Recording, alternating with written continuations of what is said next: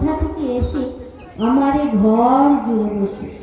যখন চলে যাবে আমার এ ঘর আর ঘরই থাকবে না।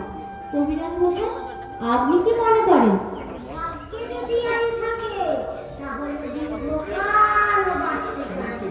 কিন্তু আয়ুর্বেদে যেরকম লিখেছেন তাতে তো বলেন কি? শাস্ত্রে বলেছেন পৈত্তিকান সন্নিপাতজাম তফাত শ্রমেত ভাবান। আপনি আরো শ্লোকগুলো আওড়াবেন না, এতে আমার ভয় আরো বেড়ে যায়। এখন কি করতে হবে সেইটা বলে দিন।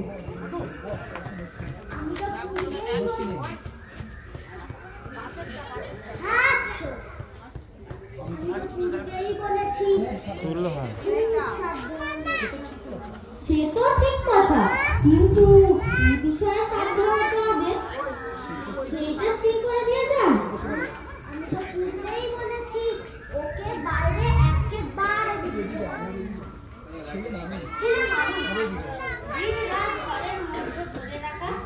যে ভারী শক্ত তাকে করবেন বলেন এই শরৎকালের রৌদ্র আর বায়ু দুই বালকের পক্ষে খুব বিষণার।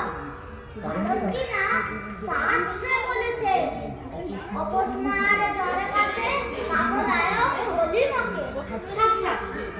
আমরা স্বাস্থ্য থাক তাহলে ওকে ঘরের মধ্যে ধরেই রেখে দিতে অন্য কোনো উপায় নেই। কিচ্ছু না, কারণ পবনে তপনে চৈব। আপনার ওই জৈব নিয়ে আমার কি হবে বলেন দেখি? ও থাক না, এখন কি করতে হবে সেইটা বলে দিন। কিন্তু আপনার ব্যবস্থা বড় কঠোর, রোগের সমস্ত দুঃখ ও বেচারা সহ্য করে, কিন্তু আপনার ঔষধ খাওয়ার সময় ওর কষ্ট দেখে আমার বুক ফেটে যায়। সেই কষ্ট যত প্রবল তার ফলও তত বেশি। তাই তো মহর্ষি চবন বলেছে ভেষজন হিত বাক্যঞ্চ তিক্তম আশু ফলপ্রদম। আজকাল উঠি দত্ত মশাই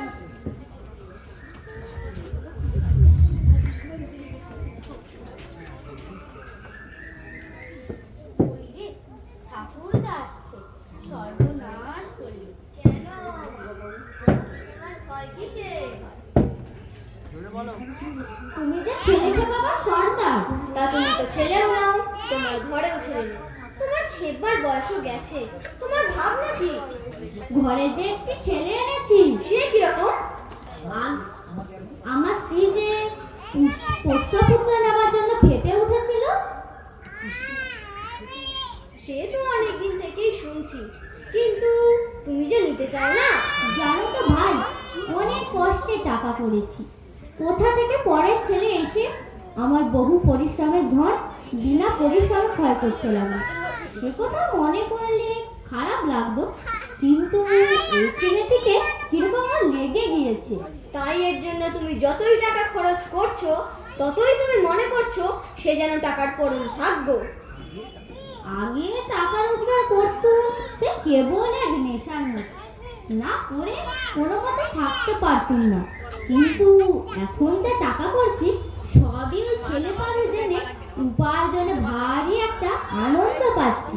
বেশ বেশ ভাই, ছেলেটি কোথায় পেলে বলো দেখি?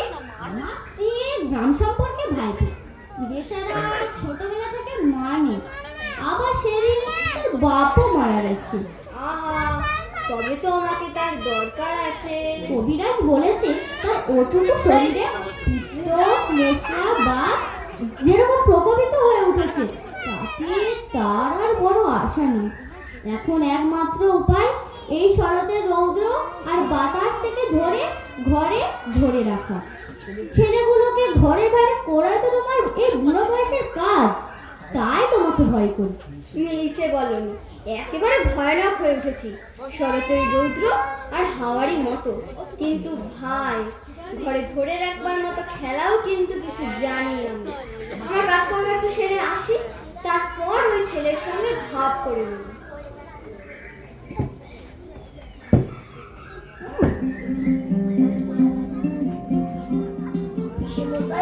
আমি কি দাদাও যেতে পারবো না? না বাবা, ওই কাঠবেড়ালের খুঁটগুলি দুই হাতে তুলে নিয়ে লেজের ওপর ভর দিয়ে বসে কাঠবেড়ালি কুটুস কুটুস করে খাচ্ছে। ওইখানে কি আমি যেতে পারবো না? না বাবা, আমি যদি কাঠবেড়ালি হতাম তবে বেশ হতো। কিন্তু অফিসমশাই আমাকে কেন বেরোতে দেবে না? কবিরাজ যে বলেছে বাইরে গেলে তোমার অসুখ করবে। কবিরাজ কেমন করে জানলে? বলো কি আমল, কবিরাজ জানবে না? সে যে এত বড় বড় পুঁথি করে ফেলেছে। তুই পড়লেই কি সমস্ত জানতে পারে? বেশ, তাও বুঝি জানো না? আমি যে পুঁথি কিছুই পড়িনি, তাই আমি জানি না। দেখো, সব বড় বড় পণ্ডিতেরা সব তোমারই মতো, তারা বাইরে তো বেরোয় না। বেরোই না? না, কখন বেরোবে বলো? তারা বসে বসে কেবল পুঁথি পড়ে, আর কোনো দিকে তাদের কান নেই। বল বাবু, তুমিও বড় হলে পণ্ডিত হবে, বসে বসে এই এত বড় বড় পুঁথি পড়বে, সবাই দেখে আশ্চর্য হয়ে যাবে। আলা বিষমশাই, তোমার দুটি পায়ে পড়ি, আমি পণ্ডিত হবো না। বিষমশাই, আমি পণ্ডিত হবো না। সে কি কথা বল? যদি পণ্ডিত হতে পারতো তবে তো বেশ হতো। আমি যা আছে সব দেখবো, কেবলই দেখে বেড়াবো। শোনো একবার, তুমি দেখবে কি? দেখবার এত আছেই না কি? আমাদের জানলার কাছে বসে ওই যে দূরের পাহাড় দেখা যায়, আমার ভার ইচ্ছে করে ওই পাহাড়টা পার হয়ে চলে যায়। কি পাগলের মতো কথা! কাজ নেই, কম্ব নেই, খামোকায় পাহাড়টা পার হয়ে চলে যায়। কি যে বলে তার ঠিক নেই।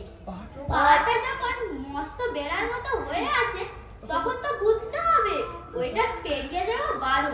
নইলে এত বড় বড় পাথর জড়ো করে এত বড় কাণ্ড করার দরকার কি ছিল? বিষমশাই, তোমার কি মনে হয় ও বারণ করছে? আমার ঠিক বোধ হয় পৃথিবীটা কথা বলতে পারে না, তাই এমন নীল আকাশে হাত তুলে ডাকছে। অনেক দূরে যারা ঘরের থেকে বাইরে বেরোয় না, দুপুরবেলা একলা জানলার ধারে বসে থাকে, ওই ডাক শুনতে পায়। পণ্ডিতরা বুঝি শুনতে পায় না? তারা তো তোমার মতো খ্যাপা নয়, তারা শুনতেও চায় না। আমার মতো খ্যাপা আমি কালকে একজনকে দেখেছিলুম। সত্যি নাকি? সে কিরকম? তার কাঁধে এক বাঁশের লাঠি, লাঠির আগায় একটি পুঁটুলি পাতা, তার বাঁ হাতে একটি ঘটি।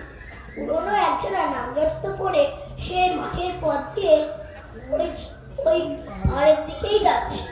আমি তাকে ডেকে জিজ্ঞেস করলুম, তুমি কোথায় যাচ্ছ? সে বললে, কি জানি, যেখানে হয়। আমি জিজ্ঞেস করলুম, কেন যাচ্ছ? সে বললে, কাজ খুঁজতে যাচ্ছি।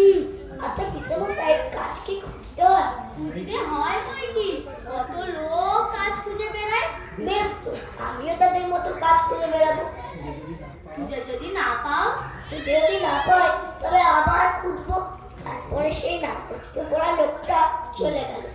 আমি দরজার কাছে দাঁড়িয়ে দাঁড়িয়ে দেখতে লাগলুম, সেই যেখানে মূল গাছের তলা দিয়ে ঝর্ণা বয়ে যাচ্ছে, সেইখানে সে লাঠি নামিয়ে রেখে ঝর্ণার জলে আস্তে আস্তে পা ধুয়ে নিলে। তারপরে পুটুলি খুলে ছাতু বের করে জল দিয়ে মেখে খেতে লাগলো। খাওয়া হয়ে গেলে আবার পুটুলি বেঁধে ঘাড়ে করে নিলে। পায়ে কাপড় গুটিয়ে নিয়ে সে ঝর্ণার ভিতর নেমে জল কেটে কেটে কেমন পার হতে হতে চলে গেল। পিসিমাকে বলে রেখেছি, ওই ঝর্ণার ধারে গিয়ে একদিন ছাতু খাবো। পিসিমা কি বললে? পিসিমা বললে, আচ্ছা তুমি ভালো, তারপর তোমাকে ঝর্ণার ধারে নিয়ে গিয়ে ছাতু খাইয়ে আনবো। কবে আমি ভালো হবো? আর তো বেশি দেরি নেই বাবা। দেরি নেই, ভালো হলেই কিন্তু আমি চলে যাব। কোথায় যাবে? কত আঁকা বাঁকা ঝর্ণার জলে পা ডুবিয়ে ডুবিয়ে আমি কাজ খুঁজতে চলে যাব। দুপুরবেলা সবাই যখন দরজা বন্ধ করে শুয়ে আছে, তখন আমি কোথায় কত দূরে কেবল কাজ খুঁজতে চলে যাব। আচ্ছা বেশ, আগে তুমি ভালো হও, তারপর আমাকে পণ্ডিত হতে বলো না বিষমশাই। আচ্ছা তুমি কি হতে চাও বলো? এখন তেমন কিছু মনে পড়ছে না। আচ্ছা আমি ভেবে বলি। কিন্তু তুমি অমর্তনের দেশে বিদেশি লোককে ডেকে কথা কইও না যেন। বিদেশি লোক আমার ভারী ভালো লাগে। যদি তোমাকে ধরে নিয়ে যেত? তাহলে তো বেশ হতো, কিন্তু আমাকে তো কেউ ধরে নিয়ে যায় না, সবাইকে বলে বসিয়ে রেখে দেয়। আমার কাজ আছে, আমি চললুম। কিন্তু দেখো বাবা, বাইরে যেন বেরিও না। যাবো না, কিন্তু রাস্তার ধারের এই বাড়িটিতে আমি বসে থাকবো।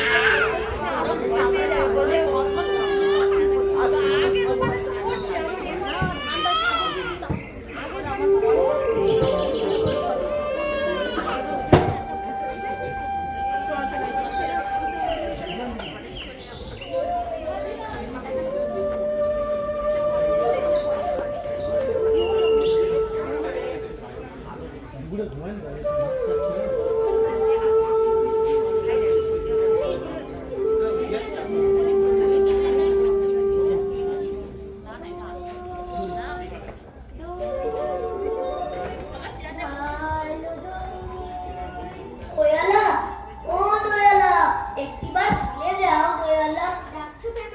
বই কিনবে? কেমন করে কিনবো? আমার তো পয়সা নেই। কেমন ছেলে তুমি? কিনবে না তো? আমার বেলা বইয়ে দাও কেন? আমি যদি তোমার সঙ্গে চলে যেতে পারতাম তো যেত। আমার সঙ্গে? হ্যাঁ, তোমার সঙ্গে। তুমি যে কত দূর থেকে হাঁটতে হাঁটতে চলে যাচ্ছ, শুনে আমার মন কেমন করছে। বাবা, তুমি এখানে বসে কি করছো? কবিরাজ আমাকে বাইরে বেরোতে বারণ করেছে, তাই আমি সারাদিন এইখানেই বসে। আহা, বাচ্চা, তোমার কি হয়েছে? জানি নে, আমি তো কিচ্ছু করিনি, তাই আমি জানি নে আমার কি হয়েছে।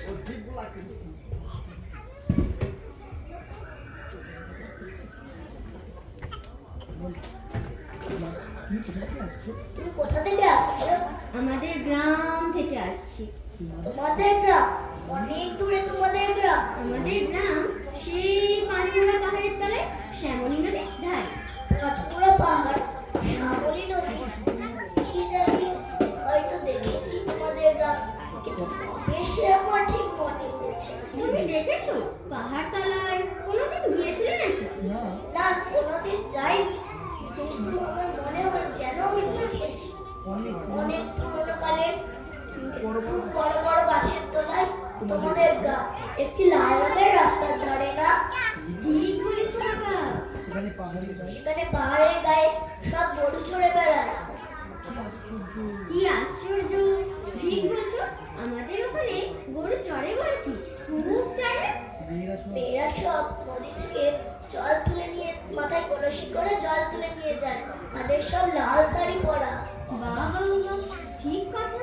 আমাদের সব গলাপাড়ার মেয়েরা নদী থেকে জল তুলে নিয়ে যায় বই কি, তবে কি না সবাই যে লাল শাড়ি পরে তা নয়।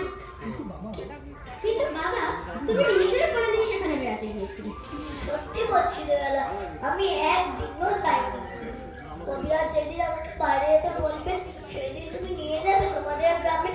যাবো বই কি বাবা, খুব নিয়ে যাবো।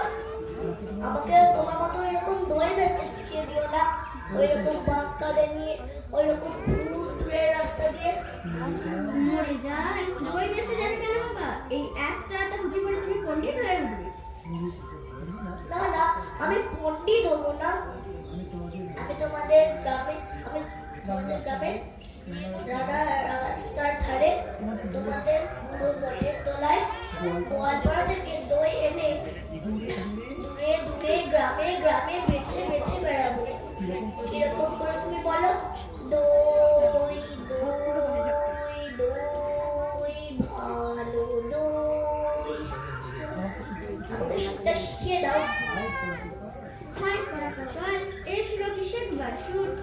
না না, ও আমার শুনতে ভারী ভালো লাগে।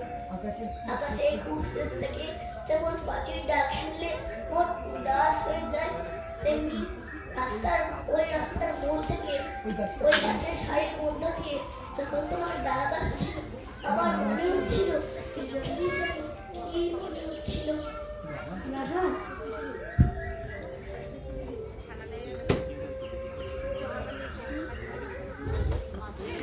এই একবার দই তুমি খাও। আমার তো পয়সা নেই। না না না না, পয়সার কথা বলো না। এই একবার দই খেলে আমি কত খুশি হব। দয়ালা, তোমার কি অনেক দেরি হয়ে গেল? দেরি হয়নি বাবা, কিচ্ছু লোকসান হয়নি। দই বেচতে যে কত সুখ, তা তোমার কাছে শিখে নিলাম বাবা, তোমার কাছে।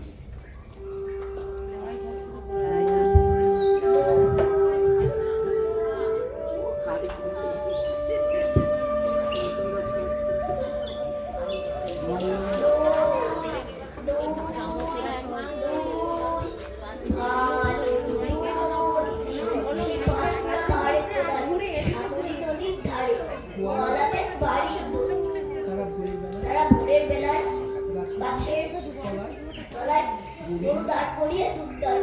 সন্ধ্যা বেলায় মেয়েরা দই পাতে, সেই দই দই দই দই ভালো দই। এই যে রাস্তায় প্রহরী পায়চারি করে বেড়াচ্ছে। প্রহরী প্রহরী, একটিবার শুনে যাও প্রহরী। অমন করে ডাকাডাকি করছো কেন? আমাকে ভয় করো না তুমি? কেন? তোমাকে ভয় করবো কেন? যদি তোমাকে ধরে নিয়ে যাই? ধরে নিয়ে যাও না তোমাকে অনেক দূরে, ওই পাহাড় পেরিয়ে। একেবারে যদি রাজার কাছে যদি ধরে নিয়ে যাই? রাজার কাছে ধরে নিয়ে যাও না আমাকে। কিন্তু কিন্তু আমাকে যে কবিরাজ বাইরে বেরোতে বারণ করেছে। আমাকে কেবল দিন রাত্রি এইখানেই বসে থাকতে হবে। কবিরাজ বারণ করেছে? আহা, তাই বটে। তোমার মুখ যেন সাদা হয়ে গেছে, চোখের কোণে পানি পড়েছে, তোমার হাত দুখানিতে শিরগুলি দেখা যাচ্ছে। তুমি ঘন্টা বাজাবে না প্রহরী? এখনো সময় হয়নি। কেউ সময় বলে সময় বয়ে যাচ্ছে, কেউ বলে সময় হয়নি। আচ্ছা প্রহরী, তুমি ঘন্টা বাজিয়ে দিলেই তো সময় হবে। সে কি হয়? সময় হলে তবে আমি ঘন্টা বাজিয়ে। বেশ লাগে তোমার ঘন্টা, শুনতে আমার ভারী ভালো লাগে। দুপুরবেলা যখন আমাদের বাড়িতে সবার খাওয়া হয়ে যায়, পিসিমশাই কোথায় কাজ খুঁজতে চলে যায়, পিসিমা রামায়ণ পড়তে পড়তে ঘুমিয়ে পড়ে। আমাদের দুধের কুকুরটা ওই উঠোনে এক কোণে ছায় লেজের মধ্যে মুখ গুঁজে ঘুমাতে থাকে। তখন তোমার ঘন্টা বাজে, ঢং ঢং ঢং। তোমার ঘন্টা কেন বাজে? ঘন্টা একথা সবাইকে বলে যে সময় বসে নেই, সময় কেবলই চলে যাচ্ছে। কোথায় চলে যাচ্ছে? কোন দেশে? সে কথা কেউ জানে না বাবা। সেদেশ বুঝি কেউ দেখে আসেনি? আমার ভারী ইচ্ছে করছে ওই দেশের সঙ্গে চলে যায়। সেদেশের কথা কেউ জানে না, সেই অনেক দূরে। সে দেশে সবাইকে যেতে হবে বাবা। আমাকেও যেতে হবে। হবে বই কি? কিছু কবিরাজ আমাকে বাইরে বেরোতে বারণ করেছে। কোনোদিন কবিরাজি হয়তো স্বয়ং তোমার হাত ধরে নিয়ে যাবে। না না, তাকে জানো না, সে কেবল ধরে রেখে গেছে। তার চেয়ে ভালো কবিরাজ যিনি আছেন, তিনি এসে ছেড়ে দিয়ে যাবেন। আমার সেই ভালো কবিরাজ কবে আসবে? আমার যে আর বসে থাকতে ভালো লাগছে না। অমন কথা বলতে নেই বাবা। না, আমি তো বসেই আছি। যেখানে আমায় বসিয়ে রেখেছে সেখান থেকে তো আমি বেরোইনি। কিন্তু তোমার ওই ঘন্টা বাজে আর আমার মন কেমন করে। আচ্ছা প্রহরী, কি বাবা? রাস্তার ওপরে ওই বড় বাড়িতে সেগুলিয়ে দিয়েছে আর ওইখানে লোকজন কেবল আসছে যাচ্ছে, ওইখানে কি হয়েছে? ওখানে নতুন ডাকঘর বসেছে। ডাকঘর? কার ডাকঘর? ডাকঘর আবার কার হবে? রাজার ডাকঘর। এ ছেলেটি ভারী মজার। রাজার ডাকঘরে রাজার কাছ থেকে সব চিঠি আসে? আসে বই কি? দেখো একদিন তোমার নামেও চিঠি আসবে। আমার নামেও চিঠি আসবে? আমি তো ছেলে মানুষ। ছেলে মানুষকে রাজা এই একটা টুকু ছোট্ট ছোট্ট চিঠি লেখো। বেশ হবে। আমি কবে চিঠি পাবো? আমাকেও দিন চিঠি লিখবে? তুমি কি করে জানলে? তা নইলে তিনি ঠিক তোমার এই খোলা জানলার কাছে কত বড় একটা নিঃশ্বাস উড়িয়ে ডাকঘর বলতে দেবেন কেন? ছেলেটাকে আমার বেশ লেগেছে। আচ্ছা, রাজার কাছ থেকে আমার চিঠি এলে আমার কে এনে দেবে? রাজার যে অনেক ডাকঘর করা আছে, দেখোনি বুকে গোল গোল সোনালি রঙের তকমা পরা, তারা সবাই ঘুরে বেড়ায়। আচ্ছা, কোথায় তারা ঘুরে? ঘরে ঘরে দেশে দেশে। এ কথা শুনে হাসি পায়। বড় হলে আমিও ডাকঘর করা হবো। হা হা হা হা হা। ডাকঘর করা সে ভারী মস্ত কাজ। রোদ নেই, বৃষ্টি নেই, গরিব নেই, বড় মানুষ নেই, সকলের ঘরে ঘরে চিঠি বিলি করে বেড়ানো সে খুব জবর কাজ। আসছো কেন? আমার ওই কাজটা সবার থেকে ভালো লেগেছে। না না, তোমার কাজও খুব ভালো। দুপুরবেলা যখন রোদ্দুর ছাজা করে তখন তোমার ঘন্টা বাজে ঢং ঢং ঢং। আবার একদিন রাত্রের বেলা হঠাৎ বিছানায় জেগে উঠে দেখি বাড়ির প্রদীপ নিভে গেছে। বাইরে অন্ধকারের ভেতর দিয়ে ঘন্টা বাজছে ঢং ঢং ঢং। এই রে, মোড়ল আসছে, আমি এবার পালাই। যদি দেখতে পাই তোমার সাথে গল্প করছি তাহলে মুশকিলে পড়বো। কই মোড়ল কই? ওই রে, অনেক দূরে, মাথায় গোল, ওই তো, ওই তো। বুঝি রাজা মোড়ল করে দিয়েছে?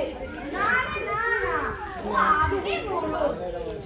যে ওকে না মানতে চায় ও তার সঙ্গে দিন রাত লেগে বসে থাকে। কেবল সকলের সঙ্গে শত্রুতা করে। ও আপনার ব্যবসা চালায়। তবে যাই, আমার কাজ কমে যাচ্ছে। আমি আবার কাল সকালে এসে তোমাকে সমস্ত খবরের খবর দিয়ে দেবো। রাজার কাছ থেকে রোজ যদি একটা করে চিঠি পায় তবে বেশ হয়। এই জানলার কাছে বসে বসে পড়ি, কিন্তু আমি তো পড়তে পারি না। কে আমাকে পড়ে দেবে? পিসিমা তো রামায়ণ পড়ে। পিসিমা কি রাজার লেখা পড়তে পারবে? কেউ যদি পড়তে না পারে তারা জমিয়ে রেখে দেবো, আমি বড় হলে পড়বো। কিন্তু ডাকঘর করারা যদি আমায় না চেনে? মোড়ল মশাই, ও মোড়ল মশাই, একটিবার শুনে যাও। এরে রাস্তার মধ্যে আমাকে ডাকাডাকি করে, কোথাকার মাদর এটা? তুমি মোড়ল মশাই, তোমাকে তো সবাই মানে। মানে বই কি? খুব মানে? রাজা ডাকঘর করে তোমার কথা শোনে। না শুনে তার প্রাণ আছে? বাস রে, সাধ্য কি? তুমি ডাকঘর করাকে বলে দেবে আমারই না অমর। আমি এই জানলার কাছটাতে বসে থাকি। কেন বলে দেখি? আমার নামে যদি চিঠি আসে, তোমার নামে চিঠি? তোমাকে কে চিঠি লিখবে? রাজা যদি চিঠি লেখেন তাহলে এই ছেলেটা তো কম নয়। রাজা তোমাকে চিঠি লিখবে, তা লিখবে বই কি? তুমি যে তার পরম বন্ধু। সেদিন তোমার সঙ্গে দেখা না হয়ে রাজা শুকিয়ে যাচ্ছে, খবর পেয়েছি। আর বেশি দেরি নেই, চিঠি হয়তো আজই আসে কি কালই আসে। বলুন মশাই, তুমি অমর করে কথা করছো কেন? কি আমার উপর রাগ করেছো? বাস রে, তোমার উপর রাগ করবো? এত সাহস আমার? রাজার সঙ্গে তোমার চিঠি চলে, মাধব দত্তের বড় বার হয়েছে দেখছি। 2 পয়সা জমিয়েছে কিনা, এখন তার ঘরে রাজা বাদশার কথা ছাড়া আর কথাই নেই। রোসো না, ওকে মজা দেখাচ্ছি। ওরে ছোড়া, বেশ শীঘ্রই যাতে রাজার চিঠি তোর বাড়িতে আসে, আমি তার বন্দোবস্ত করতে। না না, তোমাকে কিচ্ছু করতে হবে না। কেন রে? তোর খবর আমি রাজাকে জানিয়ে দেবো, তাহলে তিনি আর দেরি করতে পারবেন না। তোমাদের খবর নেওয়ার জন্য এখনই পাইক পাঠিয়ে দেবেন। না না, মাধব দত্তের ভারী আস্পর্ধা, রাজার কানে একবার উঠলে দুরস্ত হয়ে যাবে।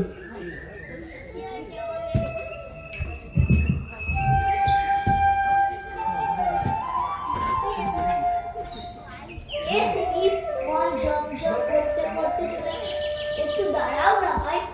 আমার কি দাঁড়াবার জো আছে? বেলা হয়ে যায় যে। তোমার দাঁড়াতে ইচ্ছে করছে না? আমারও আর এইখানে বসে থাকতে ইচ্ছে করছে না। তোমাকে দেখে আমার মনে হচ্ছে যেন সকালবেলাকার তারা। তোমার কি হয়েছে বলো তো? জানি না কি হয়েছে, কবিরাজকে বাইরে বেরোতে বারণ করেছে। আহা, তবে বেরিও না। কবিরাজের কথা মেনে চলতে হয়, দুরন্তপনা করতে, তাহলে লোকে দুষ্টু বলবে। বাইরের দিকে তাকিয়ে তোমার মনটা ছটপট করছে। আমি বরঞ্চ তোমার এই আধখানা দরজা বন্ধ করে দেব। না না, বন্ধ করো না, আমার এখানে সব বন্ধ, বলে এটুকুই খোলা। তুমি কে বলো না? আমি তো তোমাকে চিনি না। আমি সুধা। সুধা? জানো না, আমি এখানকার মালিনীর মেয়ে। আমাকে রোজ এত মালা গাঁথতে হয়। এখন ফুল তুলতে চলেছি। তাই তোমার পা দুটি আমার খুশি হয়ে গেছে। যতই চলেছ বল বাজছে।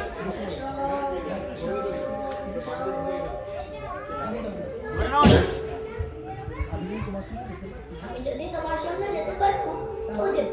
উঁচু ডালে যেখানে দেখা যায় না, সেখান থেকে তোমাকে ফুল পেড়ে দিত। তাই বই কি? ফুলের খবর আমার যে তুমি নাকি বেশি জানো। জানি, আমি খুব জানি। আমি সবাই চম্পার খবর জানি। আমার মনে হয় সবাই যদি আমাকে ছেড়ে দেয়, তাহলে আমি চলে যেতে পারি কোনো বনের মধ্যে, সেখানে রাস্তা খুঁজে পাওয়া যায় না। সরু ডালের সব আগান বন্য পাখি দোল খায়, সেখানে আমি চাপা হয়ে ফুটতে পারি। তুমি আমার পারুল দিদি হবে। কি বুদ্ধি তোমার! পারুল দিদি আমি কি করে হবো? আমি যে সুধা, আমি শশী মালিনীর মেয়ে।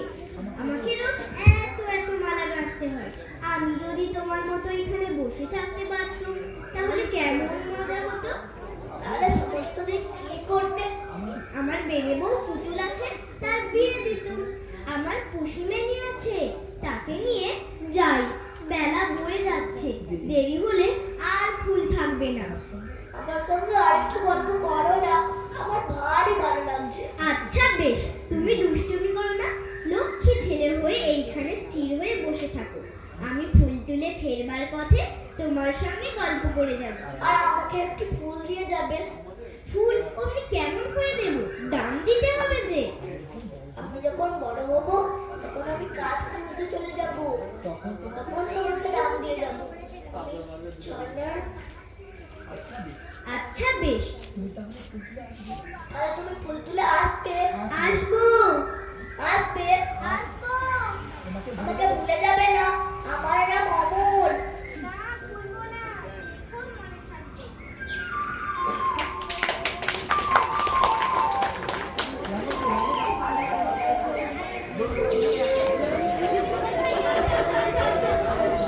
ভাই, তোমরা সব কোথায় যাচ্ছ ভাই? আমরা খেলতে চলছি।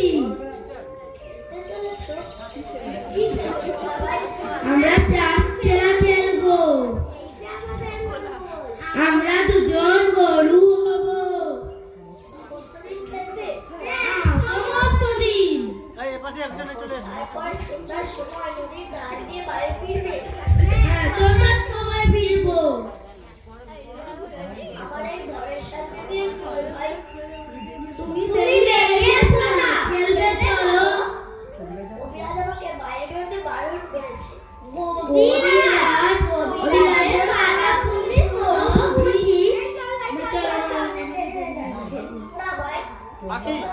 আমার এই জানলার সামনে কোথায় দাঁড়িয়ে একটু খেলো ভাই, আমি একটু দেখি। এখানে কি রেখেছো? এই যে আমার সব খেলনা ছড়িয়ে পড়ে আছে, এ আমার কোনো কাজে লাগে না। সব তোমরাই নাও ভাই, আমার এইসব খেলনা ধুলোয় ছেঁকানোই পড়ে। এ আমার কোনো কাজে লাগে না।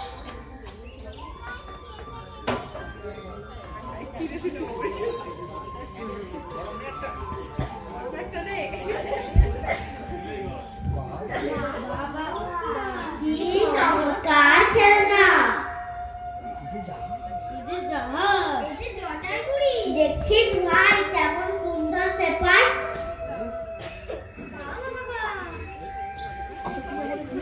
এসব তুমি আমাদের ধীরে ধীরে আর কষ্ট হচ্ছে না? না, কিচ্ছু কষ্ট হচ্ছে না, সব তোমাদের দিল। আর কিন্তু ফিরিয়ে দেব না। না, দিতে হবে না। কেউ তো বলবে না। কেউ না, কেউ না। কিন্তু রোজ সকালে এসে তোমরা এই খেলনাগুলো নিয়ে আমার এই দরজার সামনে খেলো ভাই।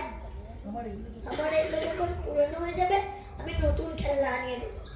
বেশ ভাই, আমরা রোজ এখানে খেলে যাব। এই সেবাইগুলো তো সব মজা। লড়াই খেলি। কিন্তু কোথায় পাই? এই যে একটা মস্ত সরকারি পড়ে আছে। ওই বন্দুক বানাও। কিন্তু ভাই তুমি যেটা ঘুরে করছো। হ্যাঁ, আমার ভারী ঘুরতে আসছে। জানি না কেন আমার থেকে থেকে খুব পায়। অনেকক্ষণ বসে আছি, আর বসে থাকতে পারছি না। আমার পিঠ ব্যথা করছে। এখন তো তবে পাওয়ার পেলাম। এখন কি আমরা ঘুম পাই? কেন? ওই সময় পরের ঘন্টা বাজছে। হ্যাঁ, ওই যে বাজছে ঢং ঢং ঢং, আর আমাকে ঘুমোতে যেতে লাগছে। তবে আমরা তো যাই, কাল সকালে আসবো। যাবার আগে তোমাদের একটা কথা আমি জিজ্ঞাসা করি ভাই, তোমরা তো বাইরে থাকো, তোমরা কি রাজার ডাক করাদের জানো? জানি মানে কি? খুব চিনি। একজন আছে কন্ট্রোল করা, আর একজন আছে সরব, আরো কত আছে। আচ্ছা, কাল সকালে যখন তোমরা আসবে, তখন তাদের একজনকে ডেকে এনে আমাকে চিনিয়ে দিও না। আচ্ছা দেবো।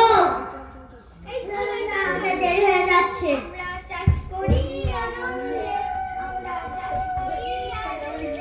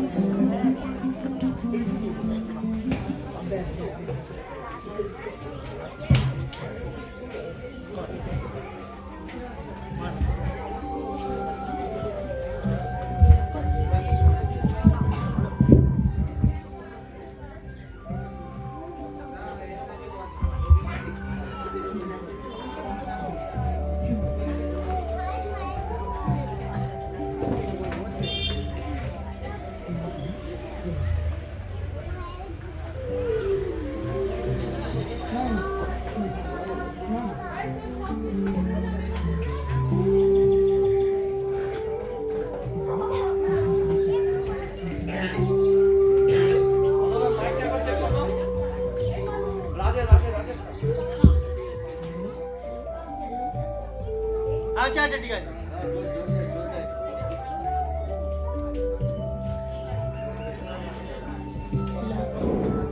জোরে বলবি একটু।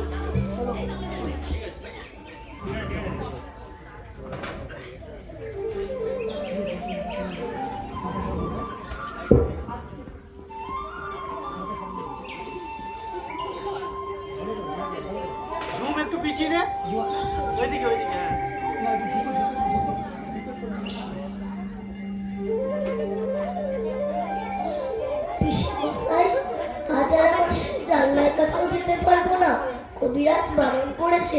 হ্যাঁ বাবা, সেখানে বসে বসে তো তোমার ব্যায়াম বেড়ে গেছে। না না পিসেমশাই, আমার ব্যাপার কথা আমি কিছুই জানি না, কিন্তু ওইখানে থাকলে আমি খুব ভালো থাকি। সেখানে বসে তুমি যে শত রাজ্যের ছেলে পুরো সবার সঙ্গে ভাগ করে নিয়েছো। আমার দরজার কাছে রোজ যেন একটা মস্ত মেলা বসে যায়। এতেও কি কখনো শরীর টেকে? দেখো দেখি, আজ তোমার মুখখানা কেমন সাদা ফ্যাকাশে হয়ে গেছে। পিসেমশাই, আমার সে ফকিরা তো আজ আমাকে জানলার কাছে না দেখতে পেয়ে চলে যাবে। তোমার আবার ফকির কে? সেই যে রোজ এসে আমার কাছে নানা দেশ বিদেশের কথা বলে যায়, শুনতে আমার ভারী ভালো লাগে। কই, আমি তো কোনো ফকিরকে চিনি না। এই ঠিক তার আসবার সময় হয়েছে। তোমার পায়ে পড়ি, তুমি তাকে গিয়ে একবার বলে আসো না, সে যেন আমার এই বিছানায় এসে একবার বসে। ও কি? এই যে ফকির, এসো আমার বিছানায় এসে বসো।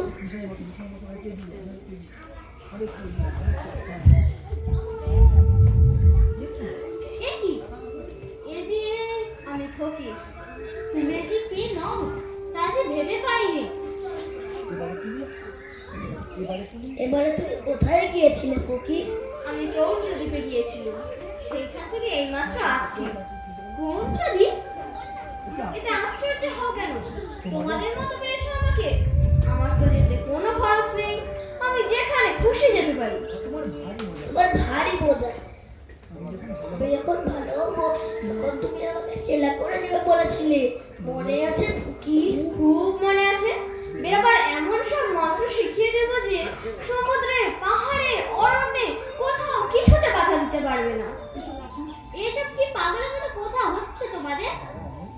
বাবা অমল, পাহাড়, পর্বত, সমুদ্রকে ভয় করিনি, কিন্তু তোমার এই পিসিটির সঙ্গে যদি আমার কবিরাজ এসে জোটে, তাহলে আমার মন্ত্রকে হার মানতে হবে। না বিশ্বমশাই, তুমি কবিরাজকে কিচ্ছু বলো না, আমি এখন আর কিচ্ছু করবো না, এইখানে শুয়ে থাকবো। কিন্তু যেদিন আমি ভালো হবো সেদিন আমি ফকিরের মন্ত্র নিয়ে চলে যাব। নদী, পাহাড়, সমুদ্র আর আমাকে ধরে রাখতে পারবে না। ছি বাবা, কেবলই এমন যাই যাই করতে নেই, শুনলে আমার মন কেমন করে। কৌঞ্চদ্বীপ কিরকম দ্বীপ আমাকে বলো না ফকির। সে ভারী আশ্চর্য জায়গা, সে পাখিদের দেশ, সেখানে মানুষ নেই, তারা কথা কয় না, চলে না, গান গায় আর ওড়ে। বাহ, কি চমৎকার! সমুদ্রের ধারে সমুদ্রের ধারে বই কি? সব নীল রঙের পাহাড় আছে। নীল পাহাড়ে তো তাদের বাসা। সন্ধ্যের সময় সূর্যাস্তের আলো সেই পাহাড়ে এসে পড়ে, আর ঝাঁকে ঝাঁকে সবুজ রঙের পাখি তাদের বাসায় ফিরে আসতে থাকে।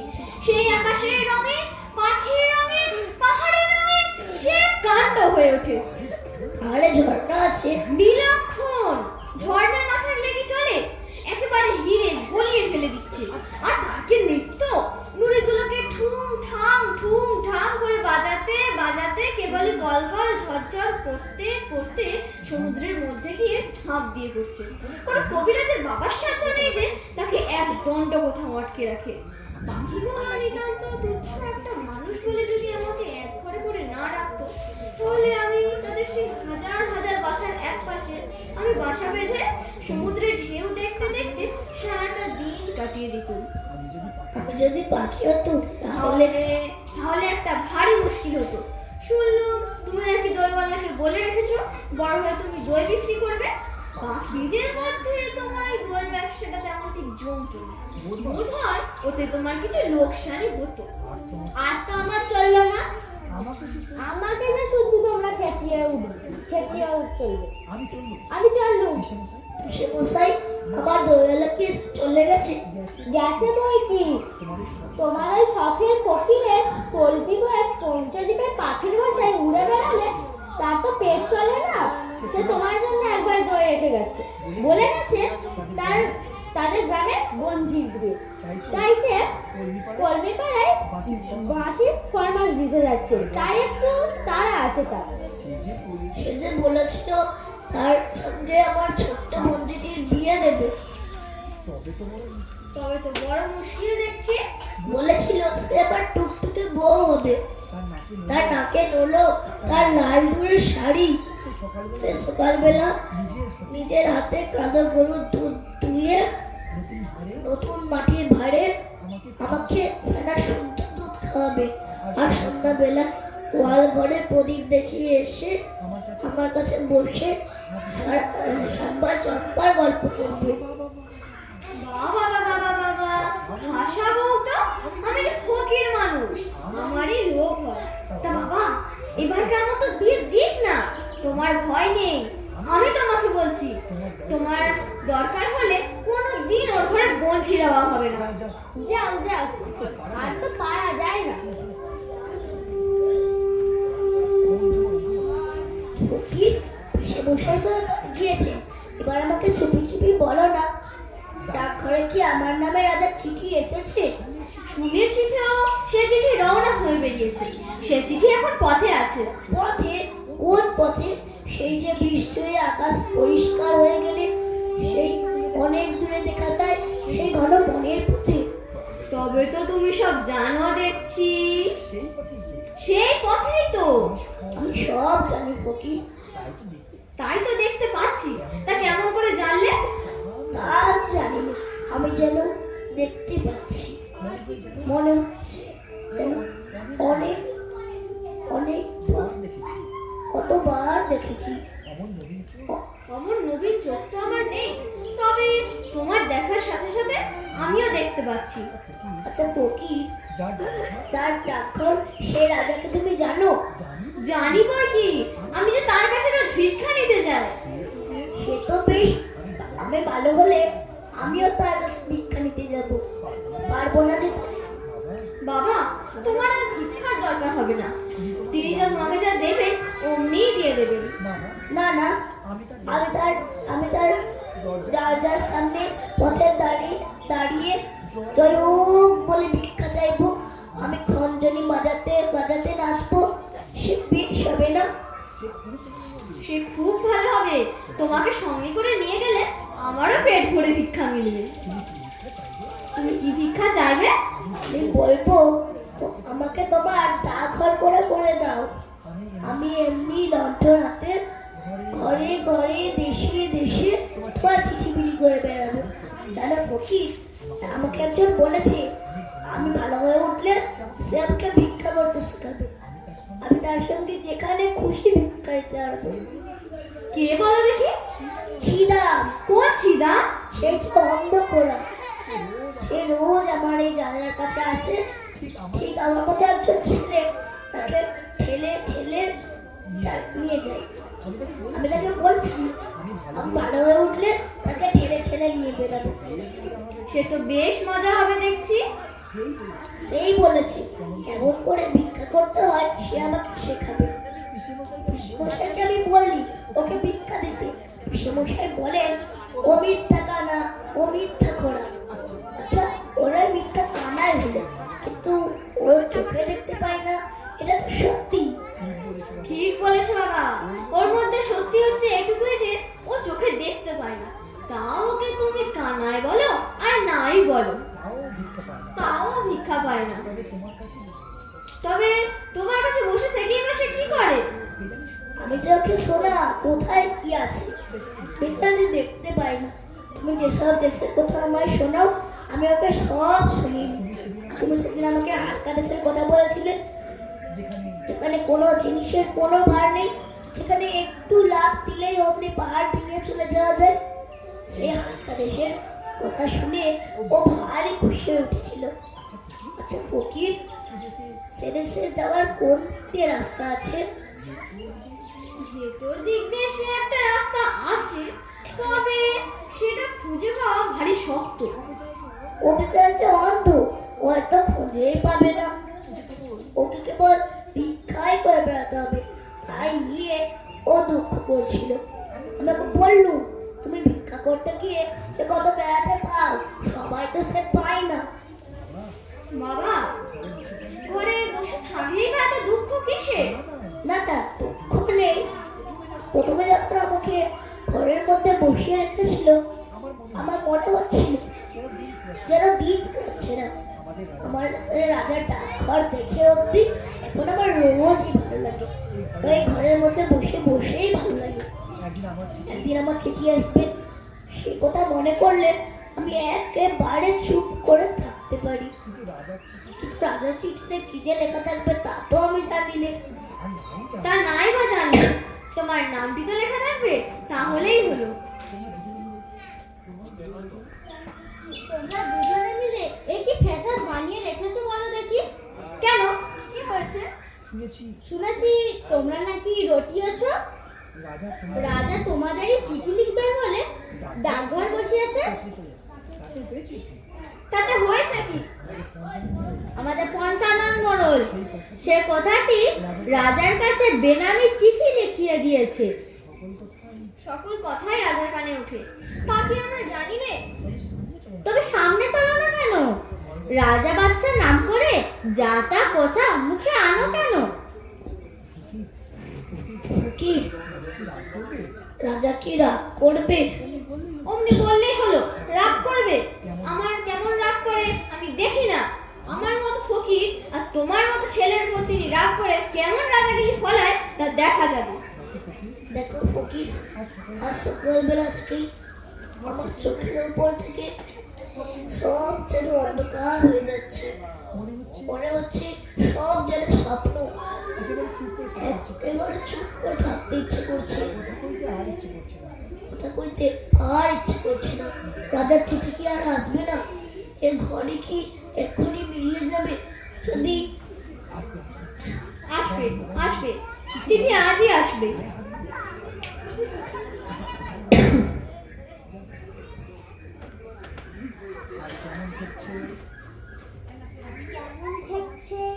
আজ খুব ভালো বোধ হচ্ছে কবিরাজ মশাই। মনে হচ্ছে সব বেদনা চলে গেছে।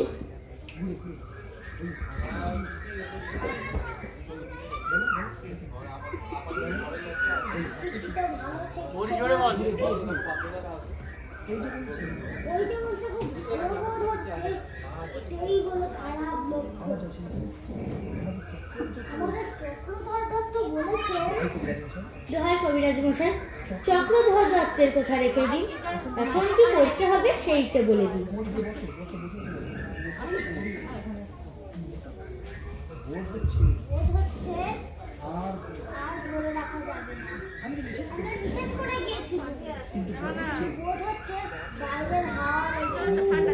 না কবিরাজ মশাই, আমি ওকে খুব করেই আগলে রেখেছি। ওকে বাইরে যেতে দিইনি, দরজা তো প্রায় বন্ধ রাখি।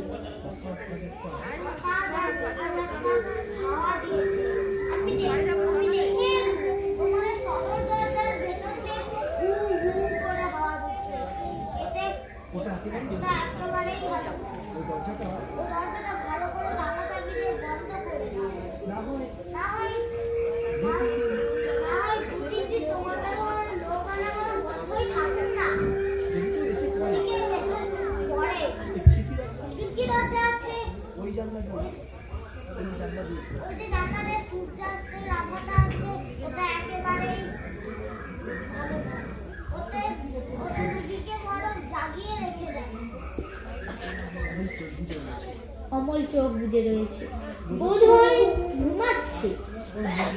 ওর মুখ দেখে মনে হয় যেন কবিরাজ মশাই যিনি আপন নয় তাকে ঘরে এসে রাখলুম, তাকে ভালোবাসলুম, আর বুঝি তাকে আর ধরে রাখতে পারবো না।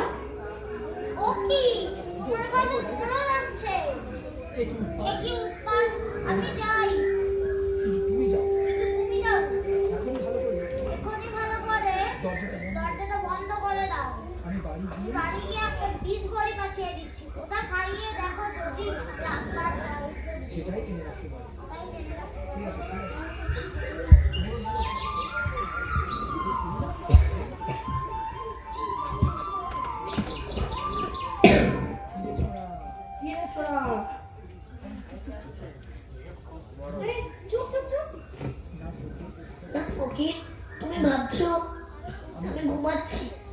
ঘুমাইনি, আমি সব শুনছি। আমি যেন অনেক দূরের কোথাও শুনতে পাচ্ছি। আমার মনে হচ্ছে আমার মা, আমার বাবা আমার শরীরের কাছে কথা বলছে। আমি মাধব দত্ত, তোমাদের যে খুব বড় বড় লোকের সঙ্গে সম্বন্ধ। বলেন কি মোড়ল মশাই? এমন পরিহাস করবেন না। তোমাদের এই ছেলেটি যে রাজার চিঠির জন্য অপেক্ষা করে আছে। ও ছেলে মানুষ, ও পাগল, ওর কথা মানে। না না, এতে আর আশ্চর্য কি? তোমাদের মতন এমন যোগ্য ঘর রাজা পাবেন কোথায়? সেই জন্যই দেখছো না, ঠিক তোমাদের জানলার সামনেই রাজার নতুন ডাকঘর বসেছিল। ওরে ছোড়া, তোর নামে রাজা চিঠি এসেছিল। চিঠি? সত্যি? এ কি সত্যি না হয়ে যায়? রাজার সঙ্গে তোমার বন্ধুত্ব। হা, হা, হা, হা।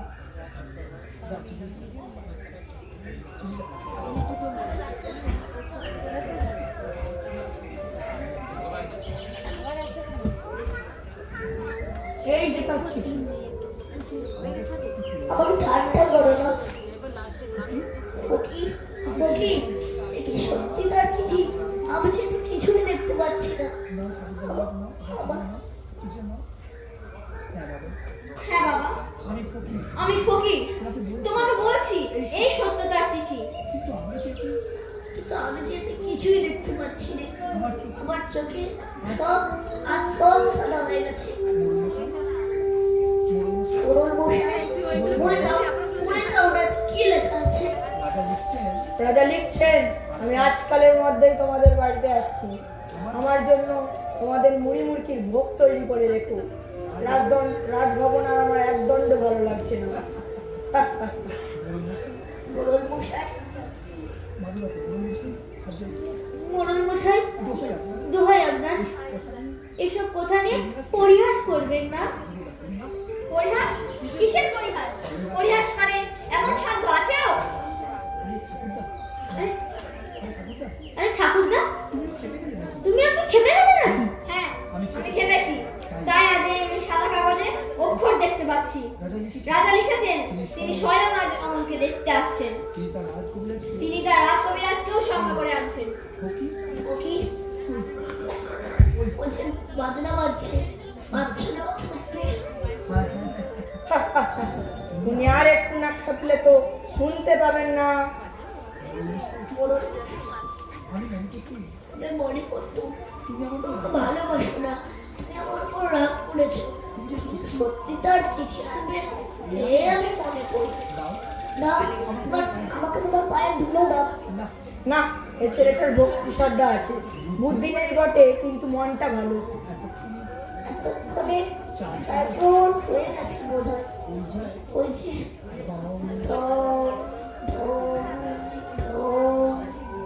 সন্ধ্যাতারা কি উঠেছে ফকির? আমি কেন দেখতে পাচ্ছি না? ওরা যে সব জানলা বন্ধ করে দিয়েছে। ও কি? এ কি উৎপাত? হলদার! হলদার!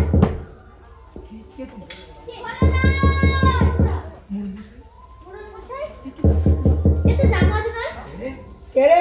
আমি পঞ্চানন মোড়ল। তোদের মনে ভয় নেই নাকি? দেখো একবার, শব্দ থেমেছে। পঞ্চাননের আওয়াজ শুনলে যত বড় রক্ষে নেই, যত বড় ডাকাতি হোক না কেন। দরজা ভেঙে ফেলেছে, তাই আর শব্দ নেই। মহারাজ আজ রাতেই আসবেন। কি সর্বনাশ! কত রাতে দূর, কত রাতে? আজ 2 প্রহর রাত্রে। যখন আমার বন্ধু প্রহরী নগরের সিংহদ্বারে ঘন্টা বাজাবে, ঢং ঢং ঢং ঢং ঢং ঢং, তখন হ্যাঁ, তখন রাজা তার বালক বন্দীটিকে দেখবার জন্য সকল ইচ্ছে বড় রাজা রাজকবিরাজকে পাঠিয়েছেন। চারিদিকে যে সমস্তই বন্ধ। খুলে দাও, খুলে দাও, যত দ্বার জানালা আছে সব খুলে দাও। বাবা, এখন কেমন বোধ করছো? খুব ভালো, খুব ভালো কবিরাজ মশাই। আমার আর কোনো অসুখ নেই, কোনো বেদনা নেই। আহ, সব খুলে দিয়েছো, সব তারাগুলি দেখতে পাচ্ছি, অন্ধকারের ওপারকার সব তারা। অর্ধরাত্রে রাজা পারবো, আমি পারবো, বেরোতে পারলে আমি বাঁচি।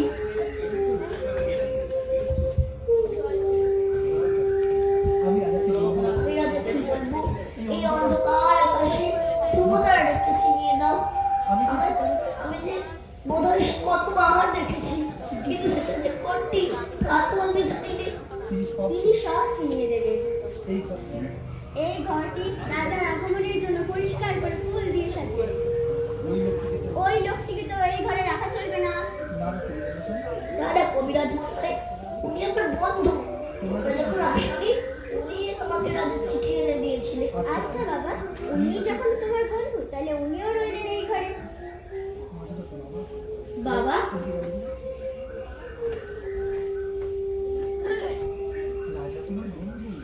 রাজা তোমার বন্ধু, তিনি স্বয়ং রাজা আসছেন। তার কাছে কিছু প্রার্থনা করো। আমাদের অবস্থা তো ভালো নয়, তা তো তুমি জানো। সে আমি সব ঠিক করে রেখেছি মশাই, তোমার কোনো ভাবনা নেই। কি ঠিক করেছো বাবা? আমি বলবো, আমাকে তোমার ডাল ঘর করে দাও। আমি দেখিয়ে দেখে ঘরে ঘরে তোমার চিঠি কি করে বেড়াবো। হায় আমার পোড়া কপাল। বিশ্বমশাই, রাজা আসবে, তার জন্য কি মুখ তৈরি রাখতে হবে?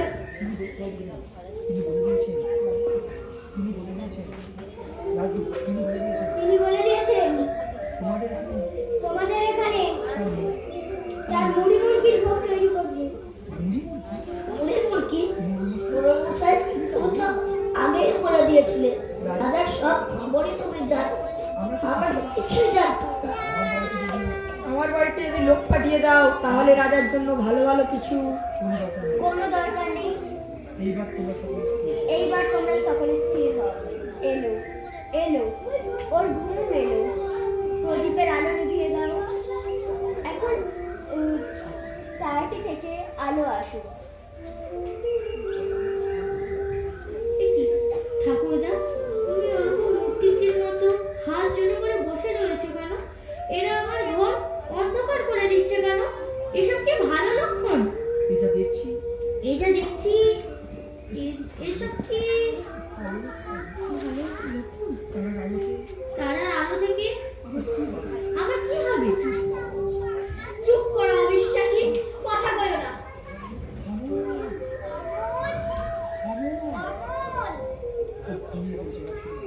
ও ঘুমিয়ে পড়েছে। আমি যে ওর জন্য ফুল এনেছি, ওর হাতে কি দিতে পারবো না? আচ্ছা, দাও তোমার ফুল। ও কখন জাগবে? এখনই, যখন রাজা এসে ওকে ডাকবে। তখন তোমরা ওকে একটি কানে কানে কথা বলে দেবে। কি বলবো?